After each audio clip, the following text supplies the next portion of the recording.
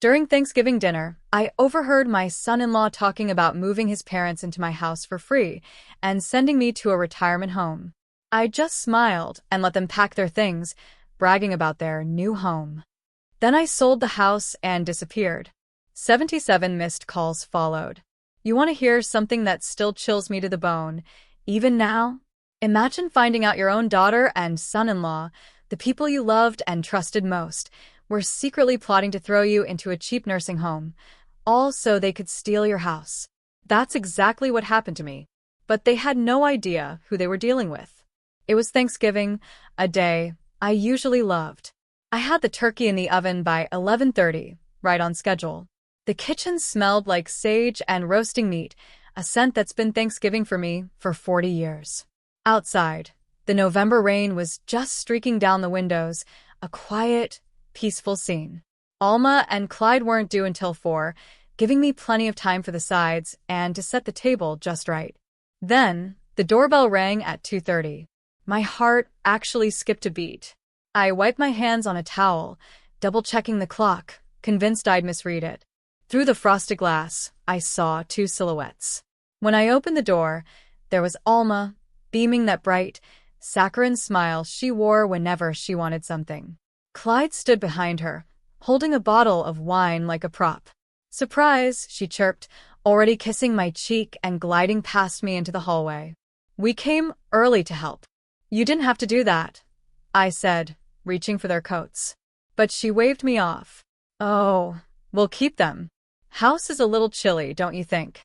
"Chilly?" My thermostat was set to a cozy 72 degrees. I looked at Clyde. He gave me a handshake that lasted just a second too long.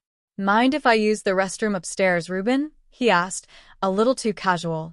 "That drive hits the bladder." I just nodded. "Sure, you know where it is." And he disappeared up the stairs. Alma followed me into the kitchen, suddenly fascinated with my cooking times and ingredient measurements. This was so unlike her. She never cared about my recipes. Her hands fluttered nervously near the cutting board, picking up a spoon, putting it down, adjusting the salt shaker. Pure nervous energy. Meanwhile, above us, the floorboards started creaking. Not in the bathroom, mind you. No, this was the hallway. Then what sounded like my master bedroom. "Dad, should the oven be at 350 or 375? Alma asked, standing directly in my line of sight to the doorway, a little too close. 350 is fine, I said, trying to keep my voice even. "And you're doing stuffing inside the bird? Isn't that risky with bacteria?" This woman. I'd cooked Thanksgiving dinner for 37 years. She knew I knew what I was doing. More footsteps overhead. A closet door opened, then closed. Alma kept firing questions about cranberry sauce, words tumbling out too fast. I just nodded, not really listening, my ears tuned like sonar to the sounds from upstairs. Finally, I snapped. "I need to get the tablecloth from the linen closet," I announced, forcing a calm I didn't feel. "Keep an eye on that timer." I took the stairs slowly, my architect's mind automatically noting the third step that always creaked. At the landing, I heard Clyde's voice, clear as a bell, drifting from somewhere down the hallway. Not the bathroom. Near my master bedroom. I froze, my hand gripping the banister. "Dad." "Yeah, it's perfect." His voice. It had that excited, predatory edge men get when they think they've won something big. 3 bedrooms upstairs. Huge basement you can convert. We measured earlier. Plenty of space for your workshop. The banister felt solid under my palm, the only solid thing in my world right then. "Couple more months, and you'll be living here." And then he laughed. An easy, confident sound that turned my stomach. The old man has no clue. Alma found a decent nursing home on the outskirts. Cheaper than the fancy ones, you know. We can afford $3,200 a month easy once we're not paying our rent. My heart hammered against my ribs like it was trying to escape my chest. The hallway seemed to narrow, the sounds too sharp, too loud. He kept talking about original hardwood, about the neighborhood appreciating 15% annually, about selling it down the road if his father got tired of Seattle. He was talking about my home, my life. as if it was already theirs. I descended the stairs before he could discover me. Each step measured, silent. My body moved on autopilot while my brain tried to process the gut-wrenching betrayal. In the kitchen, Alma was examining the wine glasses, holding one up to the light. "Find it okay?" Her voice sounded tiny, coming from underwater. "Change my mind," I said. "The table's fine without it." She studied my face for a moment, then forced a smile. "You look pale. Are you feeling all right?" "Just the heat from the stove," I lied. Clyde returned 10 minutes later, settling into a kitchen chair like he owned it. "Great house, Reuben. You've really maintained this place. Must be worth a fortune now." "I just managed I try." Dinner was a performance I watched from outside my own body. Alma kept touching my arm, calling me Dad, with an emphatic warmth that felt utterly false. She expressed concern about me managing this big house alone. Every gesture felt rehearsed, choreographed. Clyde complimented the crown molding, the updated kitchen, the way the dining room caught the afternoon light. He spoke about my home the way an appraiser would, cataloging value, not memories. "You ever think about simplifying?" Alma asked, cutting her turkey into precise squares. "Something smaller, easier. There are wonderful communities for active seniors now." "Haven't thought about it." She looked at me, her eyes too wide, too innocent. "Well, Clyde and I are always here if you need anything. Anything at all. We worry about you rattling around in all this space." I chewed slowly, watching her. She'd always been a terrible liar. As a child, if she stole cookies, her eyes would go wide, overselling the denial. She was overselling now. Her concern was pitched too high, landing completely wrong. They left at 7. Alma hugged me longer than necessary. "Love you, Dad. Call me if you need anything. We're here for you." The door closed behind them. I stood in the hallway, listening to their car start, pull away, disappear into the rain-soaked evening. Then I walked through each room they'd examined, seeing it through their eyes. The living room with furniture they'd already mentally replaced. The master bedroom they'd converted into his father's space. The basement they'd claimed for a workshop. I sat at the dining table, surrounded by dirty dishes and half-empty wine glasses. The turkey carcass looked like something archaeological, stripped and abandoned. Outside, darkness pressed against the windows. I didn't sleep that night. Couldn't. Every time I closed my eyes, I heard Clyde's voice saying, "The old man has no clue," and Alma's laugh, agreeing. Morning light found me still at the kitchen table, still in yesterday's clothes. A mug of coffee, long gone cold, clutched between my hands. I'd watched the night fade through the window like a slow-exposure photograph. My mind cycled through disbelief, hurt, rage, and finally somewhere colder, clearer. On the shelf above the sink, a framed photo showed Alma at 8, gap-toothed and grinning, holding up a drawing she'd made of our house. I remembered that day. Remembered everything. Raising her alone after Marie died. Working double shifts at the firm. Paying for Berkeley. The down payment on her first car. Co-signing her apartment lease when her credit wasn't established. My chest felt tight, but my hands had stopped shaking. Somewhere around dawn. The phone calls started soon after. Friday afternoon, Alma's name lit up the screen. "Just checking in, Dad. You sounded tired yesterday, at Thanksgiving." "I'm fine. Are the stairs getting difficult? I noticed you were moving slower." I hadn't been moving slower. "They're fine, too." "Well, I was just thinking about you and that big house. Let me know if you ever want to talk about options." "Okay. Love you." She called again Sunday evening. "Dad, I was talking to Clyde about retirement communities. They're not like they used to be. Really nice amenities, gyms, activities, medical staff on site. Some people your age really thrive in that environment." "Haven't given it thought. Just want you to be safe, that's all. That house has so many stairs." Tuesday's call mentioned a friend whose father moved to assisted living and loved it. Each conversation followed the same script. The same gentle pressure, disguised as concern. I responded with variations of "I'm managing" and "I'll consider it," giving nothing away. They were laying groundwork, preparing me to accept the inevitable, making me believe it was my own idea. I didn't use the computer at home. Instead, I drove to the public library on Market Street, found a quiet corner terminal, and spent 3 days researching Washington state property law. Page after page of statutes and case precedents filled my notebook in my precise, measured architect's handwriting. Sole ownership meant complete authority.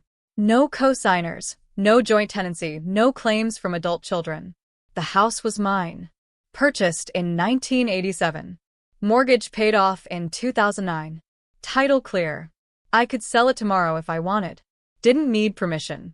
Didn't need to inform anyone. I learned about quick sales and cash buyers. Market conditions and figures showing median prices at $840,000 for comparable properties.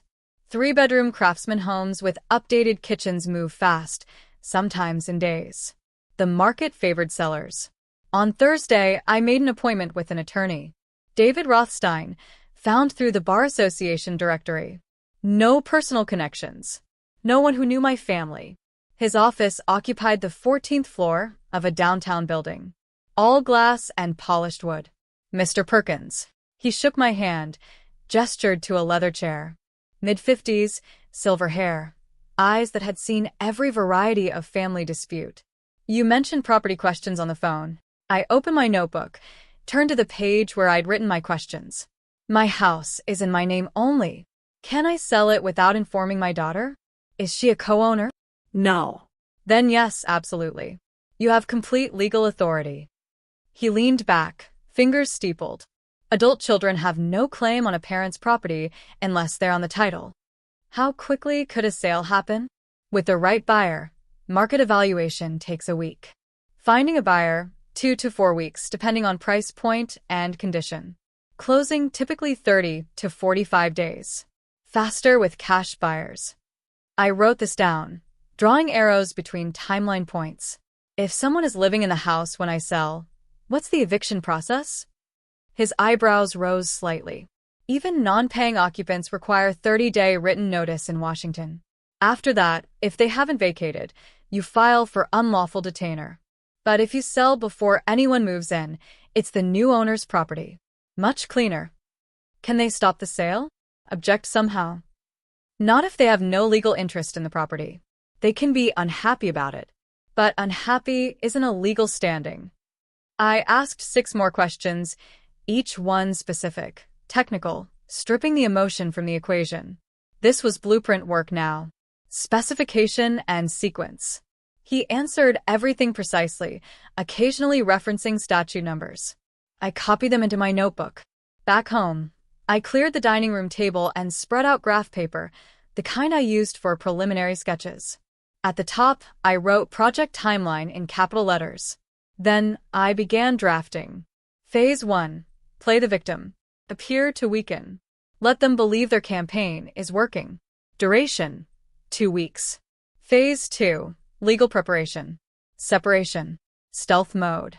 Get market evaluation. Find buyer. Prepare documentation. Duration. 3 to 4 weeks. Phase 3. Execute sale. Sign papers. Accept payment. Transfer title. Duration. 1 week. Phase 4. Inform them the day before closing. 30-day notice to vacate. Duration. Instantaneous. Phase 5. Vanish. New city. New start. Let them scramble. Duration. Permanent. I drew boxes around each phase, connected them with arrows showing dependencies and critical paths. Added notes about potential complications and mitigation strategies. Checked and rechecked the timeline against legal requirements, market conditions, seasonal factors. The plan took shape like a building rising from foundation to frame to finished structure. Solid. Precise. No weak points. They wanted me erased. Warehoused. Forgotten in some budget nursing home, while they lived in the house I built a life in. They wanted to strip me of dignity and independence like I was already dead, just taking up space. Instead, I'd erase their dream.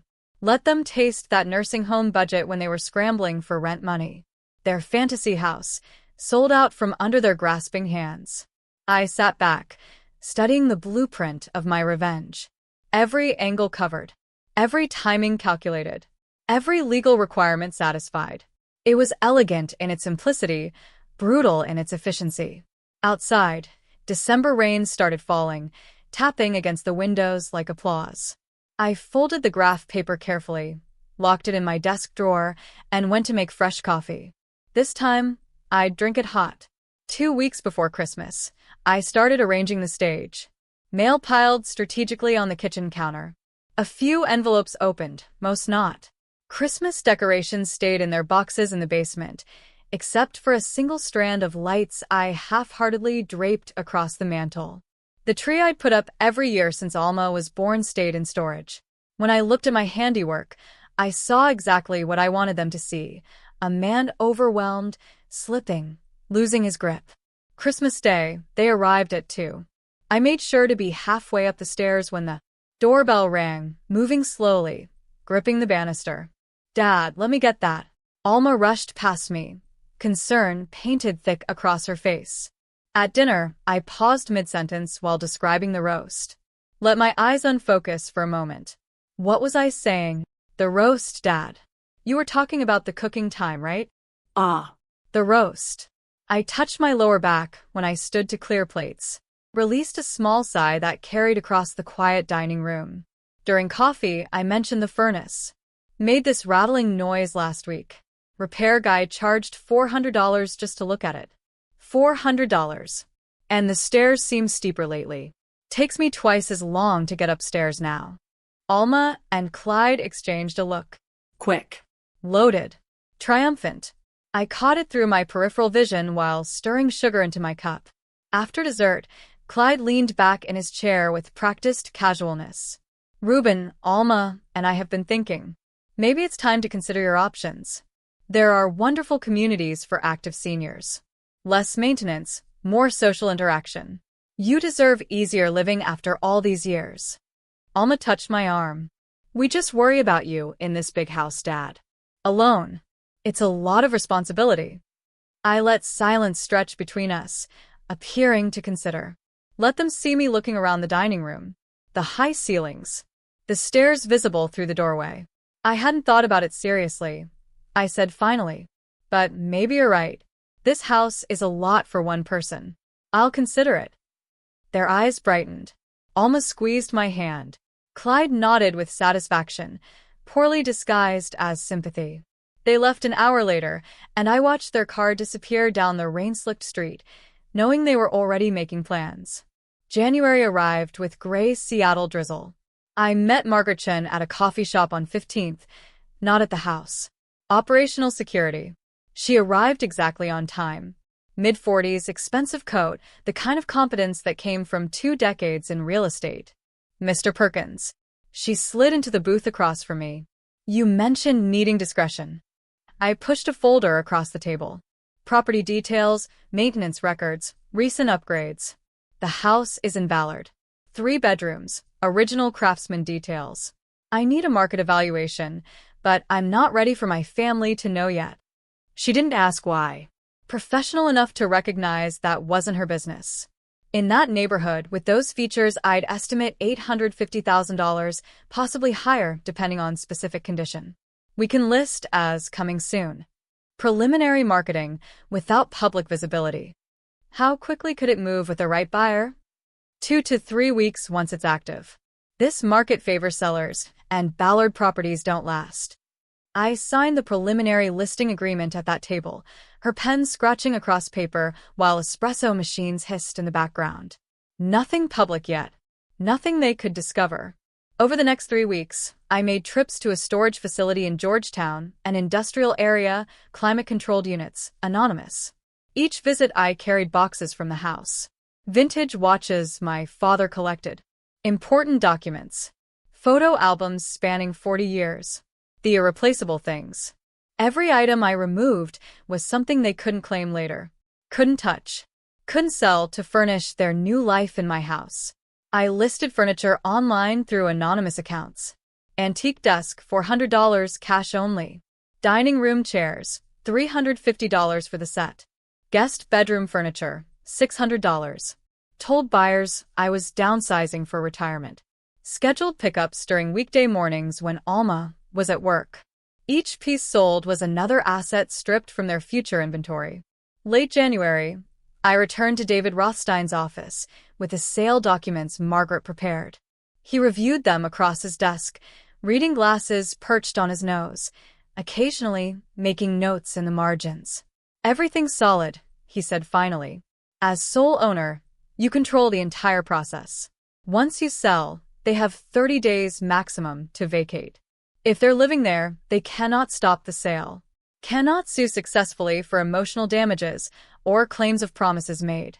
You're completely protected. What if they try? Try what? Filing an objection. They have no legal standing. Being unhappy isn't grounds for a lawsuit. Even if they attempted it, they'd lose immediately and likely owe you legal fees." He looked at me over his glasses. "Mr. Perkins, you have all the power here. The law is entirely on your side." I left his office with the sun breaking through January clouds, the documents tucked securely in my briefcase.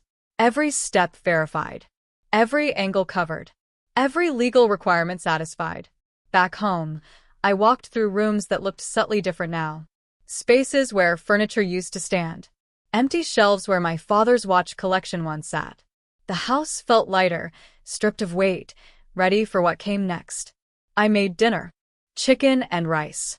Ate at the kitchen table where I'd drafted my revenge plan 6 weeks earlier. Outside, darkness settled across Ballard. Lights coming on in neighboring houses where families lived their uncomplicated lives. My phone buzzed. Alma's name on the screen. "Hey, Dad. Just checking in. How are you feeling?" "Tired," I said, "but managing." "Listen, I have something I want to show you. Can I stop by tomorrow morning?" "Sure." After she hung up, I sat holding the phone, knowing exactly what came next. The facility brochure. The final push. Right on schedule. The brochure sat on my kitchen table like a stage prop.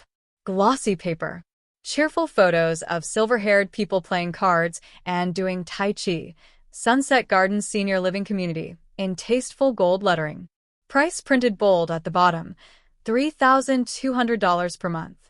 Alma's coat draped across the chair she'd occupied 20 minutes earlier. She'd left it deliberately. Would return to discover I'd found her little marketing material. I picked up the brochure, examined the photos. Institutional smiles, manufactured happiness. The same price Clyde had mentioned on his Thanksgiving phone call, down to the dollar. They'd chosen this place months ago, done their research, calculated their budget based on eliminating their rent payment once they moved into my house. The doorbell rang. I set the brochure down, opened the door to Alma's apologetic face. "Sorry, Dad. I left my coat." Her eyes went to the table, to the brochure sitting there in obvious view. "Oh, did you see that? A friend whose mother lives there gave it to me. I thought you might find it interesting just to look at." I picked it up again, flipped through pages. "Looks nice enough. Clean. Organized." Her face brightened like sunrise. "Would you want to visit?" Just to see it. No commitment, just looking. I let reluctance show in my hesitation. I suppose looking wouldn't hurt. She pulled out her phone before leaving. Texted while standing in my kitchen. I saw the screen reflected in the window over the sink. "He's interested. Scheduling tour." The tour happened the following Tuesday. Clyde drove. Alma in the passenger seat. Me in the back, like cargo being transported. Sunset Gardens sprawled across 2 acres in South Seattle. Single-story buildings arranged in a rectangle around a central courtyard. Institutional architecture disguised with landscaping. Inside, a staff member named Patricia led us through narrow hallways smelling of disinfectant and overcooked vegetables. She showed us a studio apartment, 250 square feet, bathroom with grab bars, kitchenette that was really just a microwave and mini fridge. A window overlooked the parking lot. "Everything's included," Patricia chirped. 3 meals daily in the dining hall. Activities, housekeeping, medication management. You'd have complete peace of mind. I asked appropriate questions about meal schedules, activity calendars, medical staff ratios. Alma and Clyde stood behind me, listening, watching, trying to read acceptance in my posture. In the common room, residents sat in arranged chairs facing a television playing a game show at high volume. An elderly woman with clouded eyes leaned close when Patricia turned away. "Don't come here unless you have no choice," her whisper barely reached me. "They control everything. When you eat, sleep, even when family can visit, you lose yourself." I nodded, almost imperceptibly, kept my expression neutral. Patricia returned, guiding us toward the dining hall where lunch service was underway. Residents eating at assigned times, at assigned tables, meals portioned identically on plastic trays. Back in a car, I spoke carefully. "It's adequate. I'll think about it." Alma twisted in her seat. "Really, Dad? You'd consider it?" I said, "I'll think about it." That was enough. They exchanged a look that said everything. Triumph. Relief. Greed. Barely contained. When they dropped me home, I watched from my living room window as they celebrated in the driveway. Clyde pumped his fist in the air. Alma laughed, already texting on her phone, both their faces glowing with victory. They believed they'd won. Evening brought a knock on my door. Tom from next door, 70-something retired teacher. Uncomfortable expression wrinkling his face. "Ruben, something odd happened Tuesday. I saw your son-in-law here with an older couple. They had keys. Went inside when you were out." My stomach went cold. "I almost called you, but thought maybe you knew." "What were they doing?" "Measuring rooms? Taking photos." The older man argued with the woman about furniture placement in your living room. "They were here about 2 hours. I thought it was strange, but figured maybe you'd ask them to help with something." I thanked him, kept my voice level, asked him to call if he saw them again. After he left, I checked the kitchen drawer where I kept my spare key. Still there. But I remembered Clyde asking to borrow it last spring. Said he needed it for a hypothetical emergency. He'd returned it within a week. Plenty of time to make a copy. I walked through the house seeing it differently now. Clyde's parents, Porter and Lydia, had stood in my living room, measuring for their furniture. Had argued about whether their couch would fit against the west wall. Had photographed my kitchen, my bedrooms, my spaces, claiming them mentally while I was out running errands. They weren't waiting for me to agree. They were counting days until they could move in. Had already divided my house among themselves. Assigned rooms. Planned layouts. I was already gone in their minds, warehoused in that institutional building with its grab bars and medication management and controlled visiting hours. I sat in my armchair as darkness filled the room. Didn't turn on lights, just sat there imagining Porter, measuring my walls. Lydia, evaluating my furniture. Both of them calculating what they'd keep and what they'd discard. Calculating me into that 250-square-foot studio with its parking lot view. My phone buzzed. Text from Alma. "So proud of you for being open-minded today, Dad. This is a good thing. A new chapter. Love you." I deleted it without responding. Outside, February rain started falling. Steady and cold. In the darkness, I smiled. Let them taste victory. Let them think they'd won. Another few weeks, and they'd learn exactly what they'd lost. I called Alma on a Tuesday morning. Let my voice carry the weariness I'd been performing for months. "I've been thinking about Sunset Gardens. I've decided to do it." Silence stretched across the line for 3 heartbeats. Then her voice came rushing back, pitched higher than natural. "Dad, are you sure? We want what's best for you." The falseness rang clear as a cracked bell. I'd heard genuine concern in her voice when she was 8, and I'd fallen off a ladder fixing the roof. This wasn't that. "You were right," I said. "House is too much. Time to simplify." "Oh, Dad." She sounded like she might cry from relief, or guilt, or triumph. Hard to tell which. "Let's meet for lunch tomorrow. We can discuss logistics. Clyde will want to be there, too." After hanging up, I sat in my living room, looking at the empty spaces where furniture used to stand. Where my father's watch collection once lived behind glass.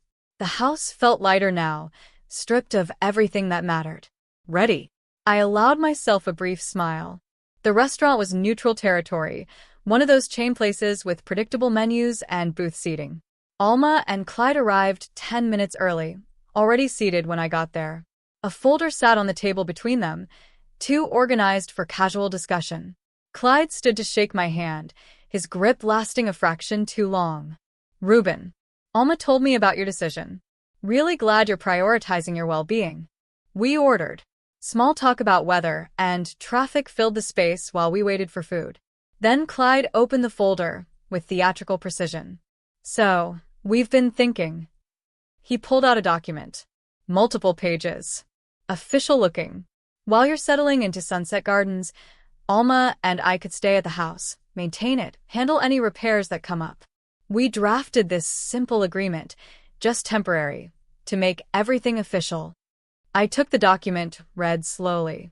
Temporary residence agreement, across the top in bold letters. Language about maintenance responsibilities, utility payments, duration until permanent arrangements are finalized. Impressive formatting. Clyde's cheap lawyer had done competent cosmetic work on a legally meaningless piece of paper. "What about the house long term?" I asked. Alma reached across the table, touched my hand. "We can figure that out later, Dad. One step at a time. Right now, let's just get you settled and comfortable." I read the agreement again, running my finger along the text like I was studying it carefully.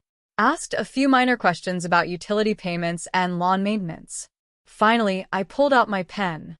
My hand trembled slightly as I signed. Calculated tremors suggesting emotional difficulty rather than strategic manipulation. Handed the pen back to Clyde, who couldn't quite hide the satisfied curve of his mouth. "That would really help," I said quietly. "I was worried about leaving it empty. You're both so thoughtful." "Thank you." Across town, in a cramped two-bedroom apartment Porter and Lydia had rented for 12 years, different conversations were happening. Porter sat at their kitchen table with a legal pad making lists.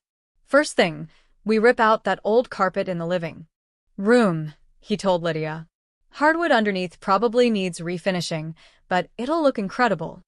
Lydia was on the phone with a friend, voice bright with excitement. "Yes, finally Clyde came through. Beautiful house in Ballard. You know that neighborhood, right? We're moving in April. After all these years, we finally have a real place." Porter wrote numbers in the margins of his pad. "Once things settle, we take a home equity line, $200,000, $300,000. New kitchen, updated bathrooms. Property will be worth $1 million when we're done." They didn't realize they'd never own the property, never have equity to borrow against. We're planning renovations to a house they'd occupy for exactly 10 days. I met Margaret Chen at the same coffee shop we'd used before. She arrived with a leather portfolio, ordered an espresso, got straight to business. "I have buyers," she said, sliding papers across the table. "Young couple, both software engineers. They love the location. Want to close fast. $835,000, all cash." I reviewed the offer, noting every detail with architect's precision. Purchase price. Closing date, April 15th. Earnest money already deposited. Inspection waived. "Can we keep this completely confidential until closing?" "Absolutely. With a cash buyer, no public listing necessary. No one knows except us and them. Your family won't discover anything until the deed transfers."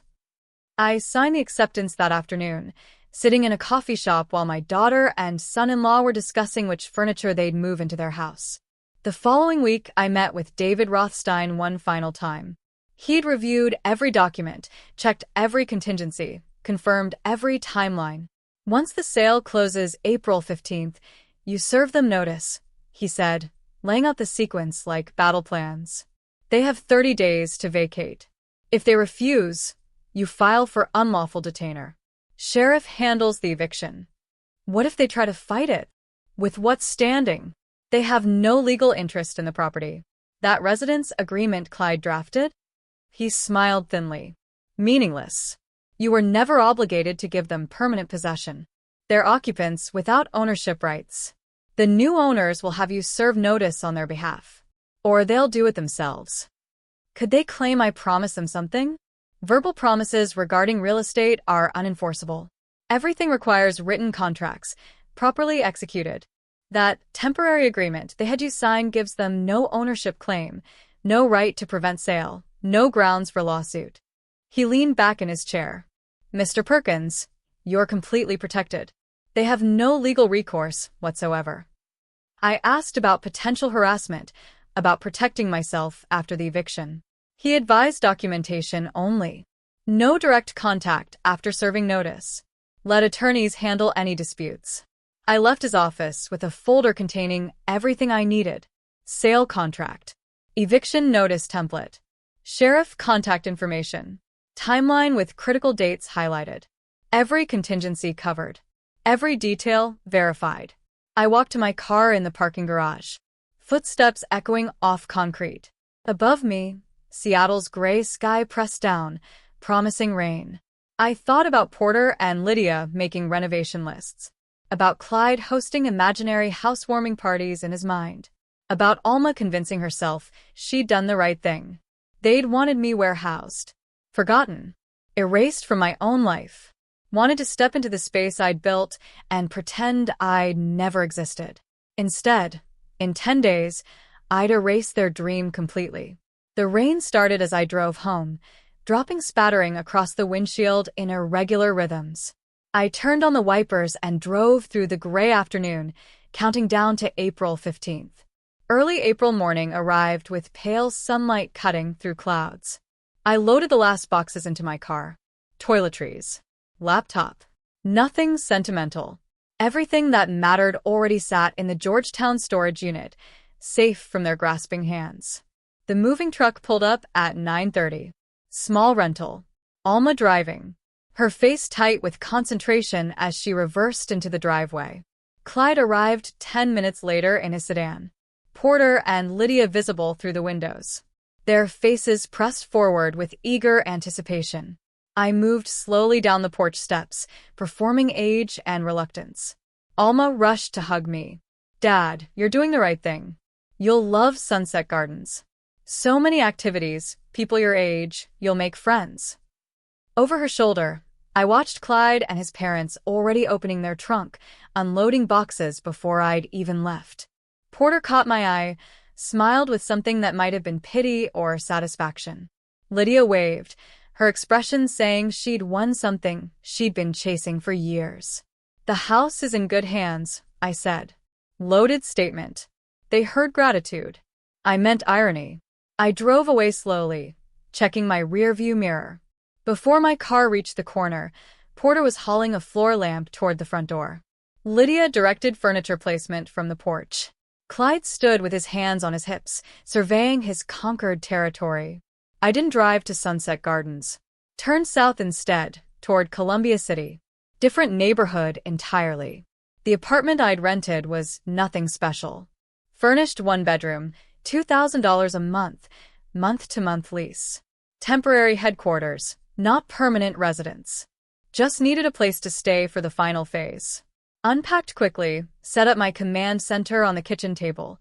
Folder with legal documents, Margaret's business card, attorney's contact information, calendar with April 15th circled in red marker.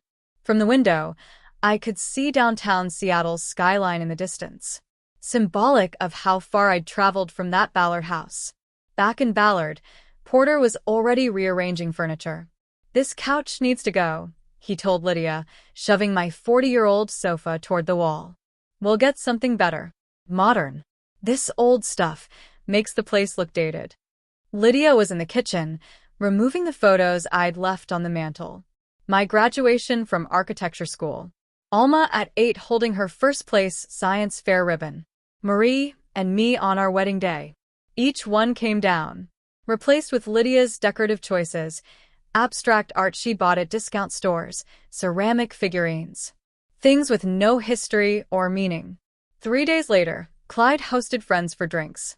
I heard about it from my neighbor Tom, who called confused.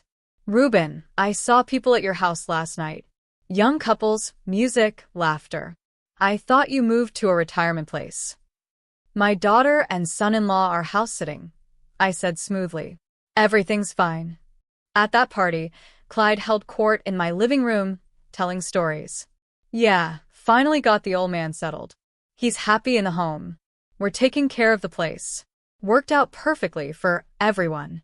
His friends nodded, drinks in hand, admiring the house, the neighborhood, his apparent generosity in helping his elderly father-in-law. Alma called twice that first week. I answered sporadically, kept responses minimal. Dad, how are you adjusting? Do you need anything? Fine. Still. Settling in. Busy with activities here. My detachment was strategic. Didn't give them guilt. Didn't give them certainty. Just enough response to confirm I existed. Not enough to invite deeper conversation. She visited my apartment midweek. I'd given her the Columbia City address, told her it was temporary housing, Sunset Gardens provided during transitions. Seattle's expensive market made the story plausible. I sat in the armchair when she arrived. Didn't stand to greet her. Answered her questions briefly. Offered nothing additional. Performed institutional disconnection. The kind of detachment that develops when people lose their autonomy, their purpose, their connection to the life they built. You seem distant, Dad. Adjusting takes time. She left after 20 minutes, convinced everything was proceeding smoothly. Called Clyde from her car. I watched from the window, her gestures suggesting relief. He'd asked if I seemed okay, if I suspected anything. She'd told him no. Everything was fine. The old man was adapting. Back at the house, Porter met with a loan officer at the local bank branch. I'm interested in a home equity line, he explained, sitting across the desk with confident posture. $250,000. We want to do some renovations. The officer pulled up forms on her computer. I'll need the property deed, proof of ownership. It's in transition. My son has a temporary agreement with the previous owner. Should be finalized soon. Her expression shifted subtly. Professional skepticism replacing initial openness. We can start an application, but we can't process the loan without clear title. Porter waved his hand dismissively. Just get it started. The paperwork's coming. It wasn't coming. Would never come. But he didn't know that yet. Lydia spent afternoons shopping for renovations she'd never complete. Visited home improvement stores. Collected samples of granite countertops. Researched appliance packages that cost more than they'd spent on furniture in their entire marriage. We can finance everything, she told Porter that evening, spreading brochures across the kitchen table in my house. Once the equity line comes through, we'll make this place incredible. They were spending money they didn't have on a house they'd never own. Counting days in a future that would never arrive. I sat in my Columbia City apartment as evening darkened the windows, folder open on the table before me. April 15th, circled in red. 5 days away now. 5 days until the sale closed. The deed transferred. The new owners took possession. 5 days until I served them notice and watched their fantasy collapse into eviction and scrambling. And the sudden understanding that they'd lost everything while believing they'd won. Outside, rain started falling again. Seattle's perpetual rhythm. I made coffee, stood at the window, watching the city lights blur through water, streaming down glass. They were in my house right now, celebrating. Porter probably discussing renovation timelines. Lydia rearranging my kitchen cabinets. Clyde telling Alma how well everything worked out. All of them warm and confident in their stolen space. I raised my coffee mug toward the distant Ballard neighborhood. Invisible from here, but present in my mind. 5 more days. The title company office had that hushed corporate atmosphere of important transactions happening in beige rooms. I sat at the conference table signing documents while the escrow officers slid papers across the polished surface one after another. Sale agreement. Deed transfer. Closing disclosure. My signature appeared in practiced architect script. Each line executed with the precision I'd brought to 40 years of blueprints. Across the table, Sarah and Michael Chun reviewed their copies. Young couple in their 30s, software money, excited about their first house. They'd waived inspection, paid cash, closed in 30 days, exactly as Margaret promised. Sarah held the keys like they were precious artifacts. "Congratulations," I said. "Make it yours." They seemed like decent people who'd maintain the house properly. Appreciate the craftsmanship. David Rothstein sat beside me, leather briefcase open. After the final signature, he handed me a sealed envelope. Eviction notice. Certified mail goes out today. They'll receive it within 48 hours. My phone buzzed. Wire transfer confirmation. $835,000 deposited. I stood. Shook hands with the Chens, with the escrow officer, with Rothstein. Drove back to Columbia City, while somewhere across Seattle, certified mail began its journey to Clyde. 2 days later, the mail carrier arrived at what used to be my house. Clyde signed for the thick envelope without concern. Return address showed a law firm's name. Probably junk mail or misdirected correspondence. He opened it standing in my kitchen. The kitchen where I'd cooked Thanksgiving dinner 5 months ago and overheard his phone call that started everything. The header read, Notice to vacate premises. 30-day eviction notice. His face drained of color as he read the body text. Property sold April 15, 2025. New owners, Chen Family Trust. Current occupants must vacate by May 15, 2025. Failure to comply will result in sheriff-enforced eviction. He saw my name listed as seller. His hands started shaking. Confusion flickered across his face. Then disbelief. Then something approaching panic. Alma. His voice cracked. Alma, get in here. She came running from upstairs where she'd been organizing Lydia's closet. Porter appeared from the basement where he'd been measuring for his workshop installation. Lydia emerged from the bathroom, face cream still on her cheeks. Clyde thrust the notice at them. Read this. Someone tell me this is a mistake. Porter grabbed it first, eyes scanning rapidly. This can't be right. We have an agreement. Official agreement. You showed me the papers. Lydia's voice climbed toward hysteria. This says the house sold on April 15th. That was 3 days ago. How could it sell? We live here. Clyde was already dialing my number. It rang 4 times, went to voicemail. He called again immediately. Voicemail again. 10 times in 5 minutes. Each call going unanswered. Each ring twisting the knife deeper. He called Alma's cell, though she stood right next to him. Get home now. We have a problem. A serious problem. The house. Your father sold the house. I'm standing right here. Then we need to fix this now. Right now.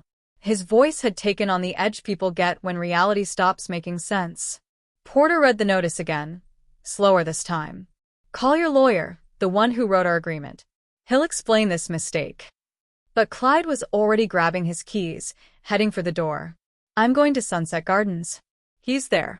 He has to explain this. The drive took 30 minutes through afternoon traffic. He probably broke several speed limits.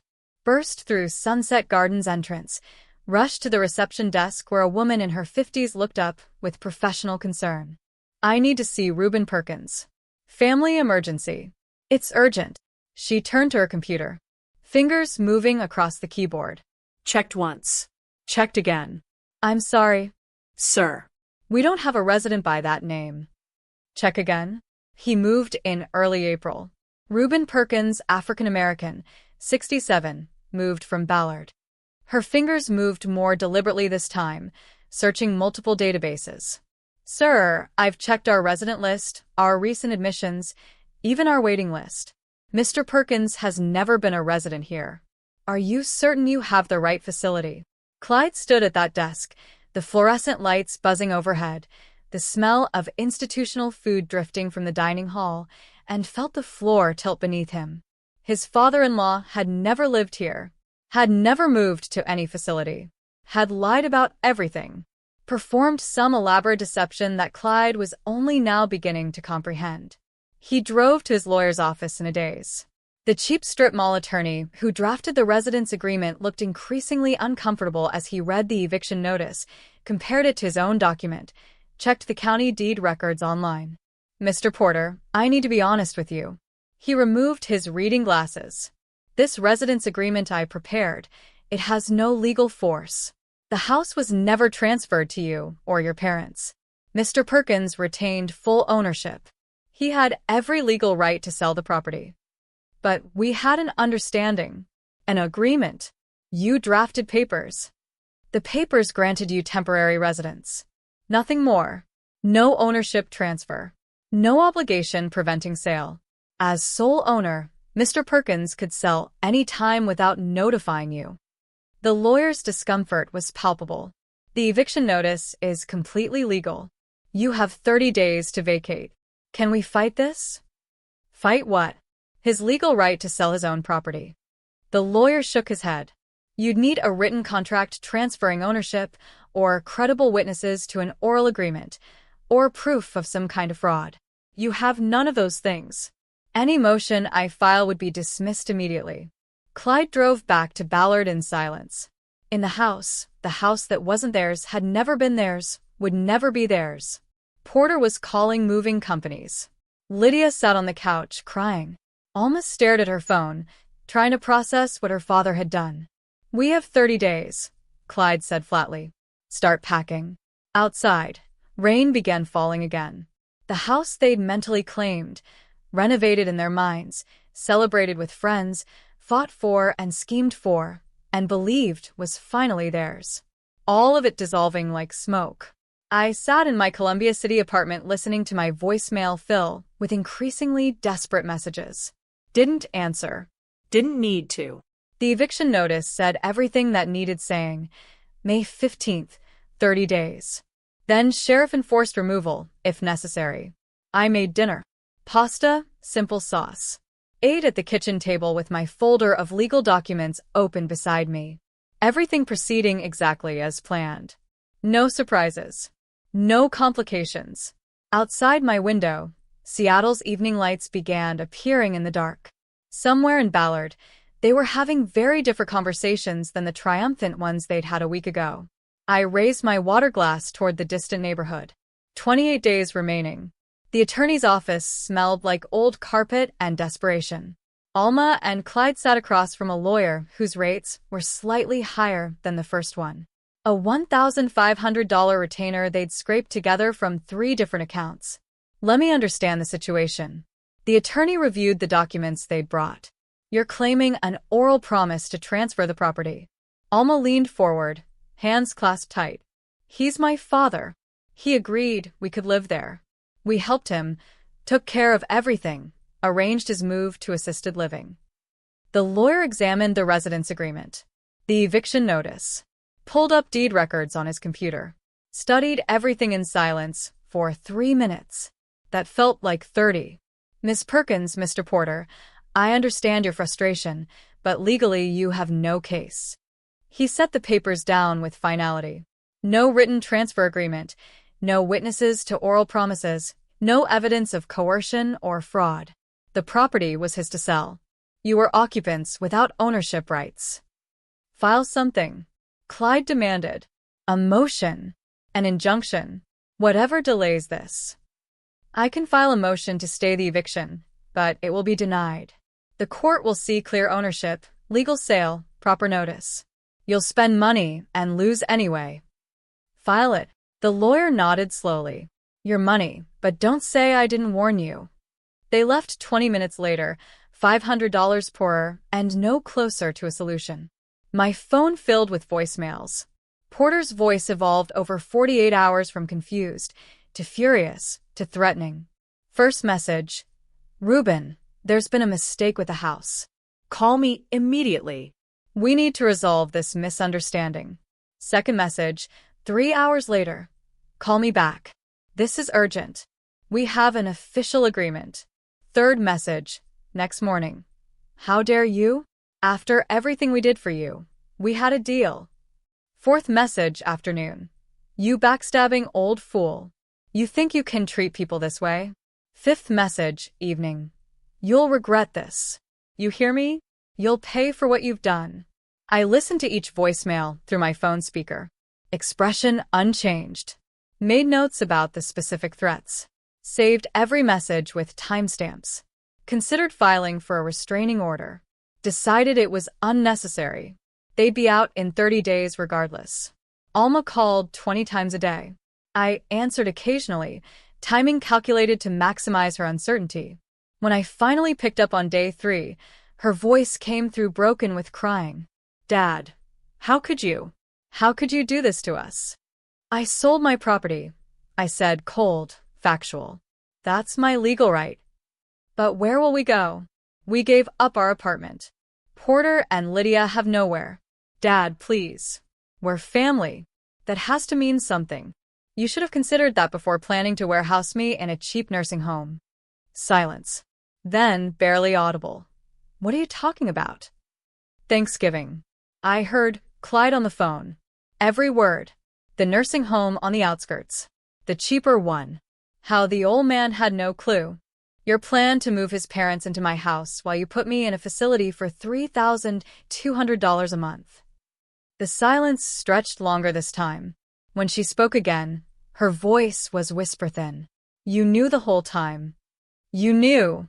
Every single day I watched you perform concerned daughter, while planning to dispose of me like furniture you didn't want anymore. Dad, I hung up, set the phone down.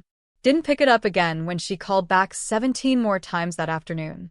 Porter and Lydia discovered their old apartment had been re-rented. The landlord was apologetic, but firm.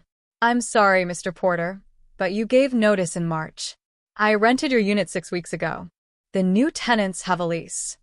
They spent a week searching for affordable housing. Everything in their previous range, $800 to $2,000 monthly, had waiting lists or required deposits they couldn't afford. Finally found something available immediately. $2,800 a month in a worse neighborhood. Smaller square footage. Worn carpet. Aging appliances. Porter's savings account drained rapidly. First month, last month, security deposit, $8,400 upfront. Moving truck, $400. Storage unit for furniture that wouldn't fit, $200 monthly. His careful nest egg dissolving like sugar in rain. Lydia took a job at the neighborhood supermarket. First employment in 40 years. $16 an hour. Part-time schedule, standing at a register, scanning groceries for people who looked through her like she was invisible. Her feet ached after 4-hour shifts. She came home exhausted, humiliated, face tight with suppressed tears. Clyde and Alma faced their own crisis. Their previous apartment also re-rented. Searched frantically through listings. Finally found availability. $3,200 monthly for a 2-bedroom unit, up from the $2,400 they'd paid before. Smaller kitchen. 1 bathroom instead of 2. Street parking only. Savings went to deposits and fees. Credit cards accumulated charges. Moving truck, storage unit, application fees, utility deposits. The easy life they'd envisioned, living rent-free in an $850,000 house, replaced by financial stress worse than before. Clyde tried finding me. Drove to the Columbia City apartment. Buzzed repeatedly. No answer. Waited outside for 3 hours, watching the entrance. I never appeared. Didn't live there anymore. Was staying with Tom temporarily. My old neighbor from Ballard, who'd helped without asking uncomfortable questions. The building manager told Clyde what I'd instructed him to say. Privacy laws prevent me from confirming or denying residence. Clyde returned to the Ballard house, defeated. Started packing boxes. Porter worked beside him in grim silence. Their renovation dreams buried under layers of newspaper and tape. The lawyer called a week later with expected news. The motion to stay eviction was denied. Judge reviewed the case, said it was clearly without merit. You still have to vacate by May 15th. They'd spent $1,500 to learn what the first lawyer told them for free. They had no case. No leverage. No options. I stayed in Tom's guest room, monitoring my phone on silent mode. Watched the voicemails accumulate. The missed calls pile up. Didn't respond. Nothing left to say. The eviction notice contained all necessary communication. Tom brought me coffee one morning and sat across from me at his kitchen table. You really played them perfectly. They played themselves, I said. I just stopped being their victim. Through his window, I could see my old house 3 doors down. Moving trucks came and went. Boxes piled on the curb. Porter and Lydia loading furniture. Clyde directing traffic with the defeated posture of someone who'd lost everything. May 15th approached like weather you could feel in your bones. Inevitable. Unstoppable. already written in certified mail and court orders and deed transfers that couldn't be undone. They'd wanted my house, my life, my future. Wanted to erase me and step into the space I'd built. Instead, they got 30 days in a borrowed house, scrambling for apartments they couldn't afford, returning to financial stress worse than before, learning exactly what it felt like to lose everything you'd counted on. I watched them pack through Tom's window, felt nothing but cold satisfaction that the plan had worked exactly as designed. 11 days until eviction, then they'd be gone completely, and I could move on to whatever came next. June arrived with bills spread across Alma's kitchen table like accusatory evidence. Rent, $3,200. Utilities, $308. Credit cards minimum payments totaling $650. Car payments on the Lexus and Clyde sedan, $890 combined. The numbers didn't work no matter how many times she rearranged them. Clyde came home from work, saw her hunched over the calculator, knew what conversation was coming. "We're selling the Lexus," he said before she could speak. "Can't afford both car payments plus this rent." "That's my car. My father helped me buy it." His laugh came out bitter. "Your father is exactly why we're in this position. The car goes." End of discussion. Within a week, the Lexus sold for $23,000. Money that felt substantial until they applied it against credit card debt from the move, first month's storage unit fees, deposits they'd never see again. Their planned summer vacation to California, canceled. Every luxury stripped away. Every comfort reduced to survival calculation. Across town, Porter sat at a computer scrolling through job listings. Retail associate, warehouse worker, customer service representative. Entry-level positions he'd have laughed at 5 months ago. He submitted applications methodically. 30 years selling cars, management experience, solid sales record. His resume looked impressive until you noticed the dates, calculated his age, realized he was 64, and fighting against unspoken discrimination. Callbacks came rarely. One interview at a hardware store, manager half his age reviewing his application with barely concealed skepticism. "We're looking for someone with more recent experience in retail. Code for younger. Code for cheaper. Code for someone who wouldn't remind them daily that age rendered experience worthless." Porter drove home in silence. Pride shattered into pieces too small to reassemble. Told Lydia that evening, voice flat with defeat, 30 years I sold cars, made decent money, provided for us. Now I can't get hired at a gas station. That kid looked at me like I was ancient history. Lydia knew the feeling. Stood behind a supermarket checkout 8 hours daily scanning items while customers complained about prices or bagging speed or the line moving too slowly. $16 an hour. After taxes, roughly $2,100 monthly. Their rent alone was $2,800. She came home each evening with feet aching from standing, back tight from repeated movements. Exhaustion she'd never experienced as a housewife. The beautiful house in Ballard she'd bragged about to friends. Told everyone they were finally moving up in the world. Now, an embarrassing topic she avoided whenever old acquaintances asked questions. Mid-June, Alma drafted an email to her father.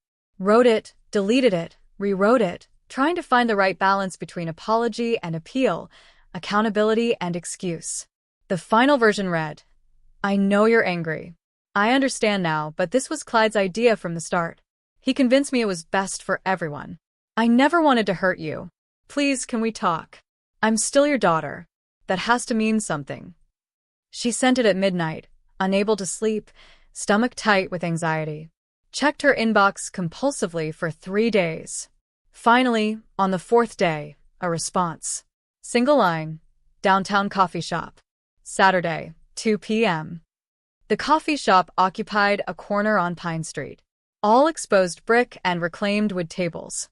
Reuben arrived 20 minutes early, chose a corner table with his back to the wall, ordered black coffee, waited.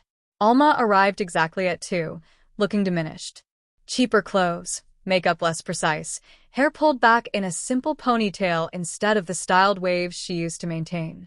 She slid into the seat across from him, immediately launching into a speech. "Dad, Thank you for meeting me. I've missed you so much.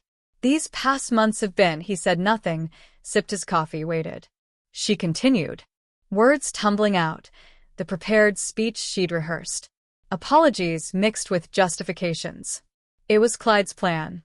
I just went along, because I thought it was right. I never meant for this to happen. We're struggling. I lost my father-in-law's security. The apartment costs more than we can afford. Clyde wants to sell my car. His parents had to move to Idaho because they couldn't make rent here. He let her finish. Set his coffee cup down with precise care. You chose your husband over your father. His voice came out calm, Surgical in its precision. I gave you everything. Paid for Berkeley when I could barely afford it. Helped with your first car. Down payment on your wedding venue. After your mother died, I raised you alone. Worked double shifts. Made sure you had what you needed. Dad, I know, and you repaid that by planning to warehouse me in the cheapest facility you could find. While you took my home, you measured rooms for furniture. Clyde's parents toured my house like they already owned it. You discussed which nursing home would be most affordable on your budget. Alma's eyes filled with tears. I'm sorry. I was so wrong, but we're family. Please help us. I heard every word Clyde said on Thanksgiving. I knew your entire plan. I watched you perform concern while planning my disposal. I simply protected myself. But Dad, he stood, placed a $5 bill on the table for the coffee. We were family. You ended that when you decided I was disposable. Learn to live with your choices. He walked out while she sat crying at the corner table, the $5 bill between them like a severance payment. Outside, summer sun warmed the sidewalk. He walked to his car without looking back. Drove toward the apartment that was temporary but sufficient. Felt nothing but finality. The consequences they were experiencing weren't his revenge. They were the natural result of their own greed colliding with reality. He'd simply refused to be their victim. Behind him, in the coffee shop, Alma sat at the table long after her tears stopped, staring at the $5 bill, understanding finally that some choices couldn't be undone. Some betrayals couldn't be forgiven. Some relationships couldn't survive what hers had done. The real estate agent handed me keys across the closing table with a professional smile. Congratulations, Mr. Perkins. Beautiful choice. You'll love this neighborhood. Fremont condo. 1 bedroom. 850 square feet. Modern construction. 9th floor. Balcony facing west toward Lake Union. $420,000. Exactly half what the house sold for, leaving me $400,000 plus retirement accounts. Financial security restored on my own terms. I drove directly to the condo, let myself in, walked through empty rooms that echoed with possibility rather than loss. The balcony became my first stop. Lake Union stretched below. Sailboats cutting white trails across blue water. Downtown skyline visible in the distance. Smaller than the house, drastically smaller, but it felt right-sized instead of empty. Moving in took a week. Minimal furniture purchased new. Fresh start, not a recreation of the past. I retrieved items from the Georgetown storage unit selectively. Photo albums, with recent pictures of Alma removed. Important documents. My father's watch collection. A few pieces that meant something beyond monetary value. Set up a small home office with my old drafting table. Considered part-time architectural consulting. Everything deliberate. Chosen. Mine. Not inherited. Not shared. Not threatened. Saturday morning, 2 weeks after moving in, I walked to the local farmers market. Fremont had that neighborhood feel, walkable, community-oriented, different from Ballard's residential isolation. I was ordering coffee from a vendor when someone called my name. Reuben. I didn't know you were in this area now. Tom, my old neighbor, holding a bag of vegetables. We found a table at the edge of the market. Sat with our coffees while shoppers streamed past. How are you doing? He asked. We've missed you in the old neighborhood. I'm well, Tom. Needed a change, a simpler space. He nodded, studied his coffee cup, clearly weighing whether to share something. Finally, I hate to mention it, but I heard through the neighborhood grapevine your daughter and her husband are having difficulties. Financial stress, apparently. Talk of separation. I sipped my coffee, showed no reaction. And his parents moved away. Someone said Idaho. Couldn't afford Seattle anymore. People make their choices, I said evenly. Sometimes those choices have consequences they didn't anticipate. That's life. How's your garden coming? We talked about tomatoes and pest control for 10 minutes before parting ways.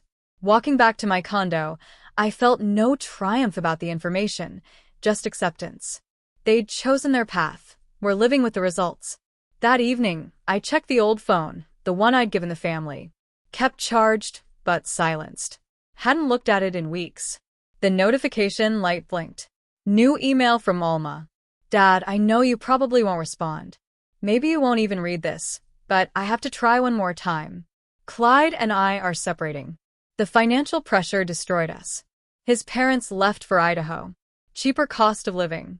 I have nothing left. Could you help? Even just part of the house money. I'm still your daughter. That has to mean something. Please, Alma. The phone log showed 77 missed calls. Months of accumulation. Desperation building like pressure behind a dam. I read the message twice. No anger. No satisfaction. No guilt. Just finality. Closed the email without responding. Held the power button until the screen went dark.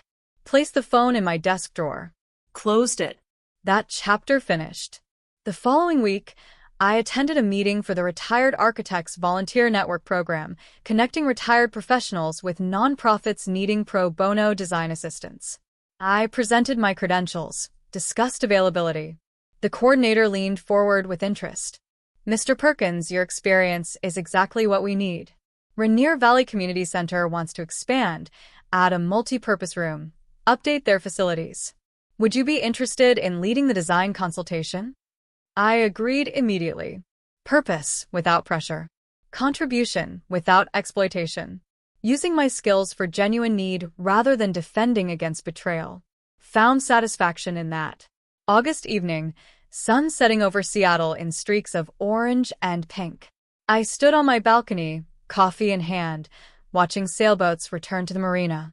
Lake Union reflected the sunset like liquid metal. The space around me was smaller than the house, dramatically smaller, but it felt expansive emotionally. Freedom rather than isolation. Security I'd built rather than security someone could steal. I thought about the past 10 months. From that Thanksgiving dinner, when I overheard Clyde's phone call, through the months of performance and legal preparation, to the eviction and its aftermath. Not revenge. Self-preservation. Not cruelty. Refusal to be discarded. In my desk drawer, that phone with 77 missed calls. Testament to desperation. I once would have felt obligated to answer. Now felt obligation only to myself. They'd wanted to warehouse me, take my home, erase me from the life I'd built. Instead, they'd lost their marriage, their security, their dreams of easy living. Had learned what it felt like to be disposable. I hadn't done that to them. They'd done it to themselves. I'd simply refused to cooperate with my own erasure. I sipped my coffee, watched the sunset paint the sky in colors that would fade to darkness. Smiled. Not with cruel triumph, but quiet contentment. I'd protected my dignity, secured my future, refused to be a victim. The sailboats reached the marina. The sky darkened. The city lights came on one by one. I finished my coffee, went inside, closed the balcony door behind me. Tomorrow, I'd start sketching preliminary designs for the community center. Next week, I'd explore more of Fremont. Find new routines. Build a life that belonged to me alone. The past was finished. The future was mine. And that was enough.